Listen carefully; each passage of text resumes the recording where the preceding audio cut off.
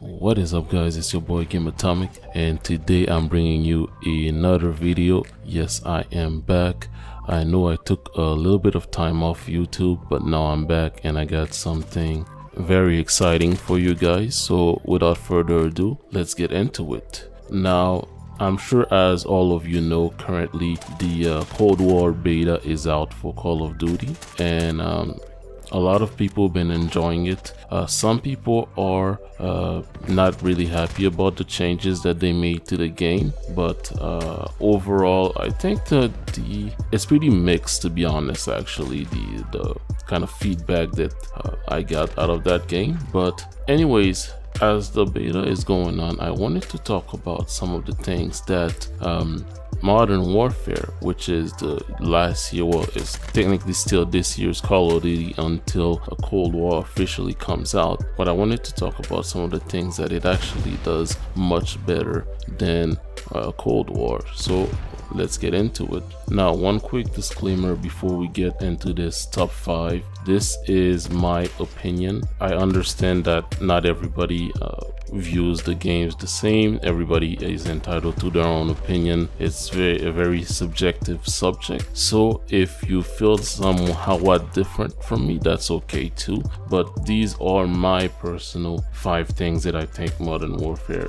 does better than Cold War. The first thing is graphics. Now, I don't know how a year later it seems like we took a step backwards in terms of graphics. Now, one thing to keep in mind is that currently the beta is on PS4. When it does drop on PC and on the next gen consoles, so the PlayStation 5 and the Xbox Series X, it is possible that we see sort of an increase in graphics. So that is subject to change with the new hardware, but for right now, the graphics, they look worse than Modern Warfare. Second point is the gun sounds. And Modern Warfare, in terms of Call of Duty, had the best gun sounds ever. Like, I've never heard gun sound so realistic on a Call of Duty games. I know that there are some other FPS that have great gun sounds, but in a Call of Duty game, that was the first time we actually had such amazing and kind of realistic gun sounds. And going now to Cold War, the guns sound like they sounded in Black Ops 2. Like, I don't know, how long was that, like 10 years ago or something like that? And this is a huge step backwards, and I don't know if they have any plans of improving them in the future, but I really hope they do, because going back to that kind of sound is unacceptable. Number 3, while we end the subjects of guns, I want to talk about gun feels.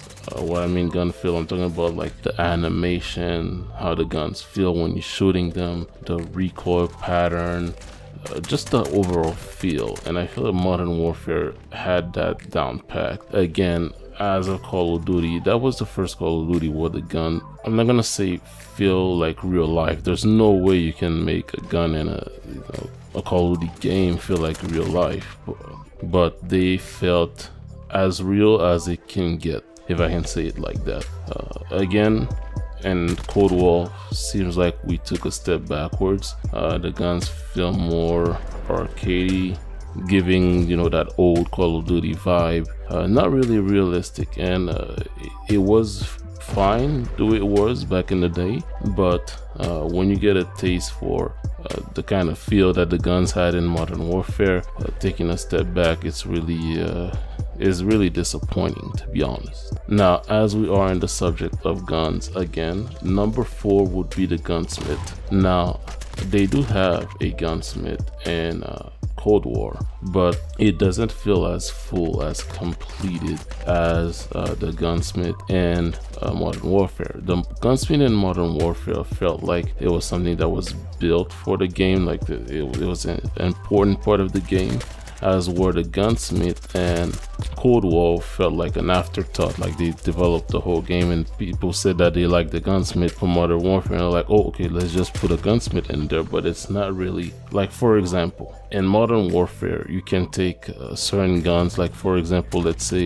you take the AK-47, you can turn it into an AK-74U, you can turn it into I believe a PKM, right? You can modify a gun so much with the attachment and what every attachment does that you can actually get a new gun out of that. And that's not just the AK, that's pretty much almost every gun in the game that has a modification kit that you can work with to create a totally different gun, and that it is so much fun to actually play with that. And that doesn't feel like it's the case with Cold War. Like, yes, there's a Gunsmith with a lot of attachments which, you know, have some benefits and some drawbacks, but it's not as in-depth. Now, one thing they did do good with that, though, to give them a little bit credit, is they gave you a percentage of how much the actual attachment affects your gun, versus in Modern Warfare where they just gave you like a little bar and you don't really know how much it really affects it or not. But with the percentage number, it's easier to have a good idea of is this attachment beneficial for you or not. And lastly, at number 5, the pregame menu. And some people might think this is a little bit of a stretch, but to me it is something that is kind of important. If you think about it, the amount of time that you spend in the pregame menu before the game actually starts, it is a significant amount of time. And Cold War, the pregame menu looks like an afterthought. It looks like something that was built by some small indie developing studio, not a big studio like Treyarch. I mean, it doesn't feel polished enough. And the music, we actually had during the alpha some pretty good pre-game lobby music, which they elected to change for some music, I guess from what I've heard, was inspired by Dr. Disrespect's stream music, which it works well for Dr. Disrespect because that kind of ties into the whole vibe of his stream and everything. But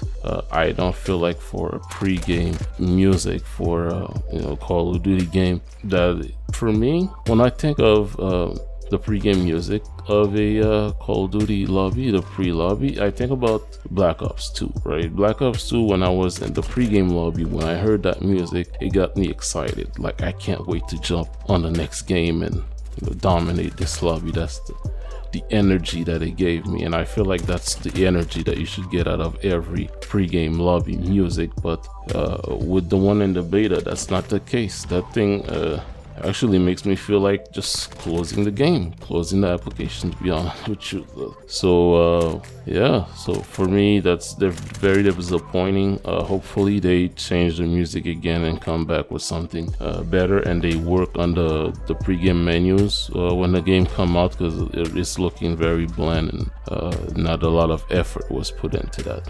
But anyways, these were my top 5 things that Modern Warfare does better than Cold War.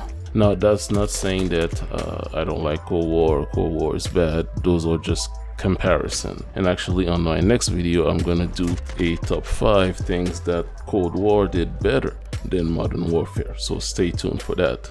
Alright guys, so that has been your boy Game Atomic once again. Don't forget to like, subscribe, and share the video out. And I will see you guys on the next video. Peace out.